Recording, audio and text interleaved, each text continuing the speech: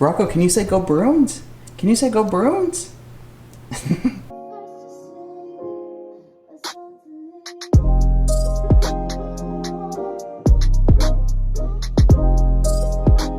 Hi there, my name is Santiago and welcome back to my YouTube channel. Today, as you can tell by the title of this video, we're going to start the series where I look back at second looks that I've had at different medical schools that I got admitted to, starting off with the school that I will be attending this fall, this August, the UCLA David Geffen School of Medicine. Yes! In this video, we're going to be specifically looking at 5 different things, which are location, school mission and class size, curriculum, opportunities, and personal experiences. Now, before we get into it, just 2 quick disclaimers. First of all, I am making this video just for educational purposes, just to let you guys know my own experiences going through these second looks during this virtual COVID time. In no way am I a representative of any of these schools. In no way am I speaking for any of these schools. Like I said, I'm just sharing my experiences. So if you have specific questions related to my personal experience, I'd be more than happy to share that with you guys. But if you have specific questions that are maybe more tailored to the medical school, I'll put a link down in the description so that you could get in contact with admissions with this medical school and with all of the medical schools that I will be looking into in this series. And yeah, the second disclaimer is I'm filming these kind of looking back at my second looks. It's been a while since I've had these, so they're not like my immediate reactions, but you still get the same perspective that I had when I originally did these second looks. Cool, so with that out of the way, just really quickly, if you are new to my channel, please subscribe. I am filming my journey as I become a physician and attend medical school this fall. Please give this video a thumbs up. It really helps me increase my engagement and reach a larger audience. Let me be quiet now and let's get into it.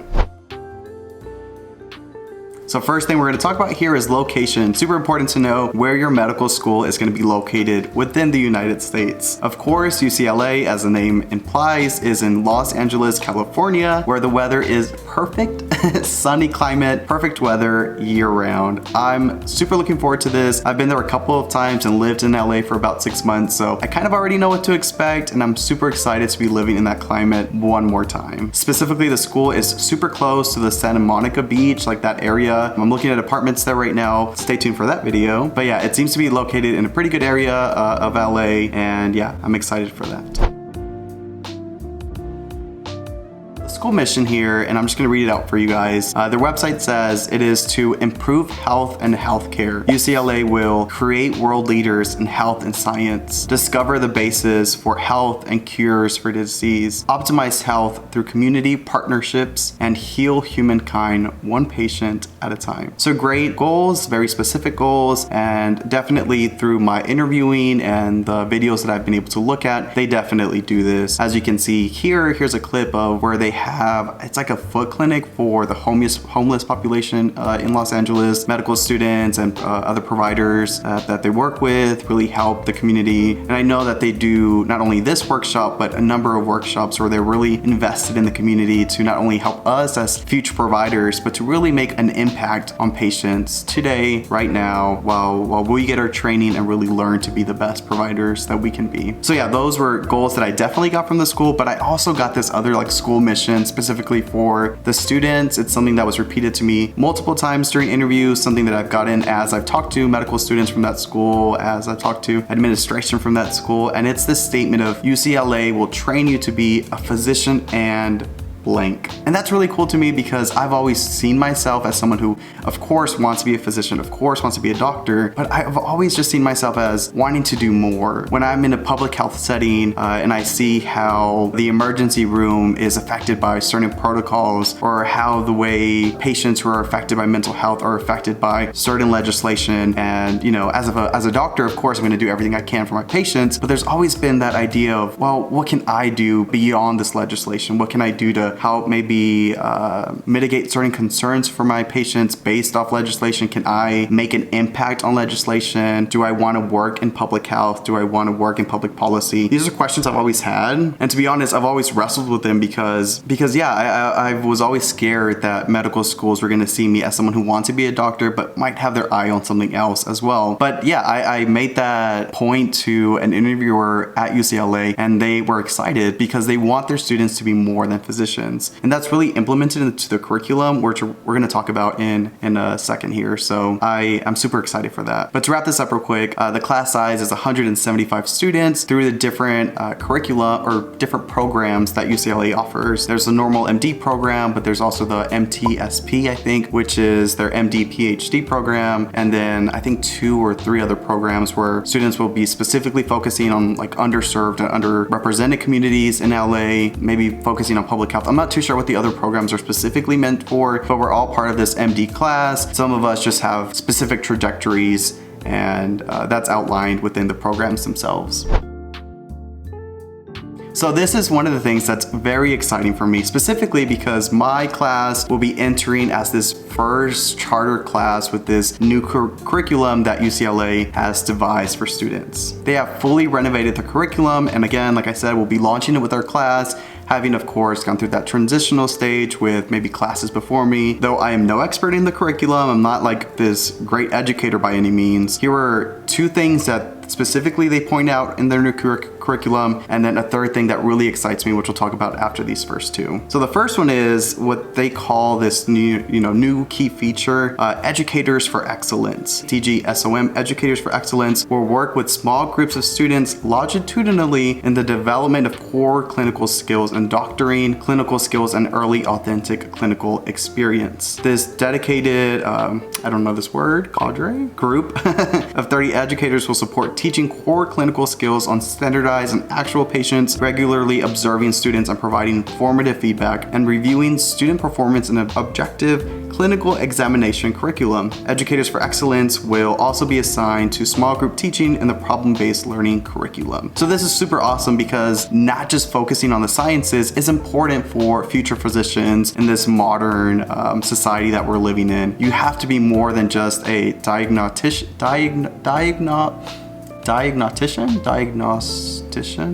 You have to be more than someone who can just diagnose someone. You can't just be this clinician who can be like, all right, you have diabetes, here's some medications, go off in the world. You have to be able to talk to your patients, really figure out their lives, modify their lifestyles or help them modify their lifestyles, and really just be this critical thinker of all of these intersections of someone's life and all of that as they present themselves to you as a doctor. So yeah, I'm super excited for this because that's what they're basically doing, and especially in that early authentic clinical experience, which is the second key feature that I have listed here. And again, I'm just going to read it off. It's exposure for the first year medical students to immersive real life clinical experiences that will provide us context and application opportunities, that we should acquire in foundation to practice and to begin to form their professional identity. Students will have the opportunity to play roles such as a health coach, a patient navigator, intake, medical assistant, in a variety of different health settings such as student-run free clinics, hotspotting, which is in-home visiting programs, and in community-based clinics. So you will have that immersive experience of all these different roles that have pretty pivotal roles for patients, but that's so important for us as medical students to really know what are these different intersections that again play a part of a patient's lives. They will all be important to us as future doctors who might have to run our own clinics or who might work in hospitals with all these different healthcare providers. Like, it's all important. It's all this huge web of people, and we need to know what that's all like. So I'm super excited about this. It feels like kind of what we already started doing in our pre-medical years, but taken to the next level as medical students. So amazing. Super excited. But the third thing that I'm most excited about with the curriculum comes in the opportunity section, which we'll talk about now. So before we get to that, I'm just gonna quickly show you guys what the curriculum looks like. Here's that first year where we talked about having that foundations of science, that early authentic clinical experience, and then building the foundations of practice. So that's like your doctoring skills, right? So you do that for about a year, you do that for a year.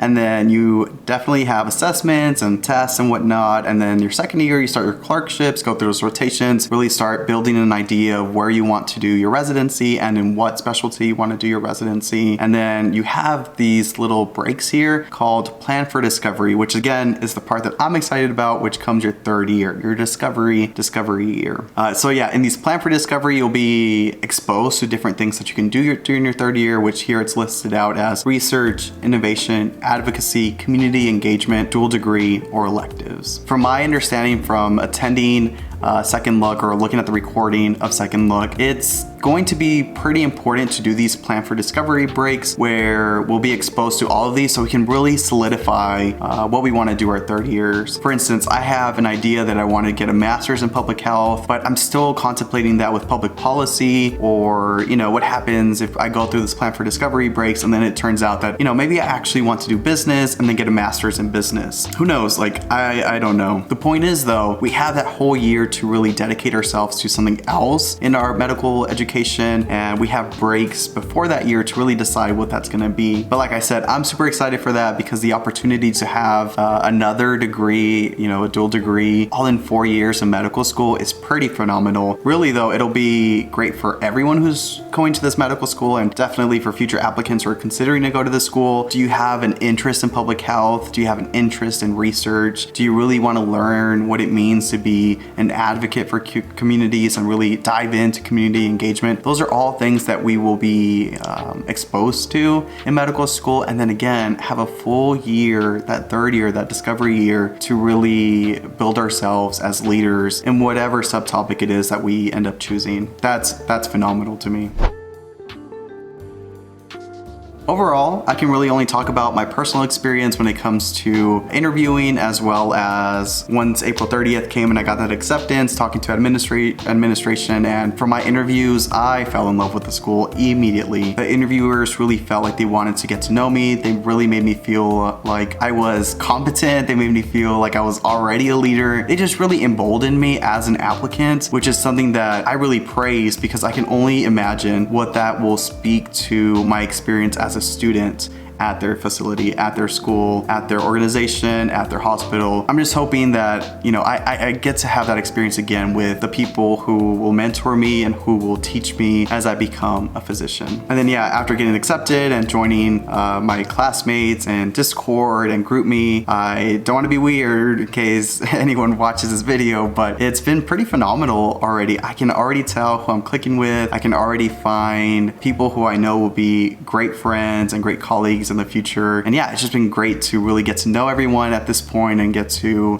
just learn more about people and what they want to do at the UCLA DGSOM. Then lastly, for my personal experience, a big thing that worries us as medical students is finances. Obviously, medical school is expensive. Obviously, many people have to take out debt, and that's just the norm. Unfortunately, it's something that I've hated through this process, something that thankfully I no longer have to worry about, but something that I still, in the back of my head, feel like it's just unfair for students who a lot of times don't have money, don't have those doctor parents, don't come from wealth, but still have to bite that bullet. If it wasn't for this full ride that I got, I would be biting a bullet, and my parents don't have money like that. I don't have money like that, but it's something that we would have had to do to go through this. But fortunately, I will be attending a school that really prioritizes students, because not only do they have that Geffen scholarship, which in itself is life-changing, but they have a number of scholarships that they distribute to students, and that just speaks volumes to me. As I've shared in previous videos, I was vice president of my student body at my university, so I understand those conversations that must have had to have happened. Was that even a sentence? The conversations that needed to happen in order to offer that type of support to students. That money could be used to build the most groundbreaking classrooms, the most groundbreaking,